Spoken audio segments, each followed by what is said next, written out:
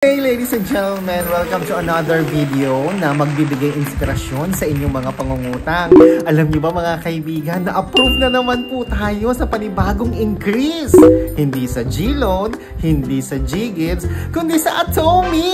Alam niyo ba yung Atome? Yung Atome po ay isang lending app, no? Pero ang pinagkaiba nito sa mga online lending app, ito ay parang credit card, no? Na pwede mong gamitin pang purchase ng mga commodity o mga goods or product. Meron silang physical card, meron din po silang virtual card, parang GoTime, di ba yung GoTime, meron din siyang virtual card at meron din physical card.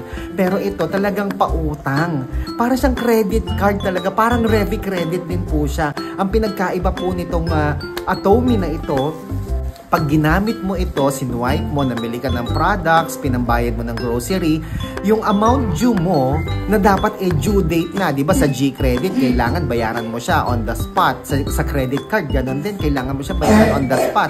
Kung magkano yung minimum amount due, yun yung kailangan mong bayaran. Dito po sa Atome, alam nyo ba kung ano, yung amount due mo, pwede mong i-installment ng 6 months, 12 months, or even 2 years. Ang ganda po mga kaibigan, talagang malulubog kayo sa utang. Pero ito, tingnan mo, i-share ko sa inyo. Wala na kasi yung Atome ko na app.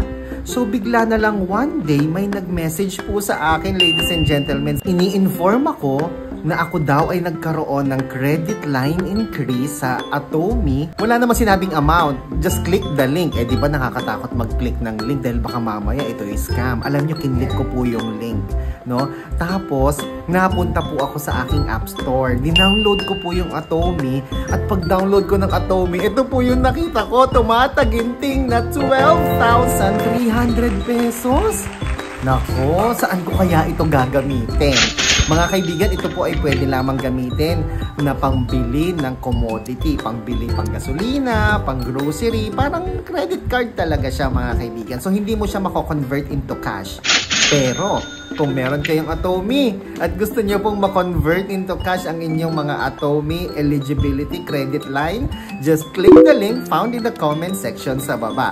Mga kaibigan, tayo po ay patuloy pa rin na nagko-convert ng G-Gives, TikTok Pay Later, Lazada Pay Later. Just click the link found in the comment section sa baba para ma-assist ko po kayo kung paano maging GCash or cash ang inyong mga credit line. Ako po si Chico. Enjoy the rest of the day and God bless po.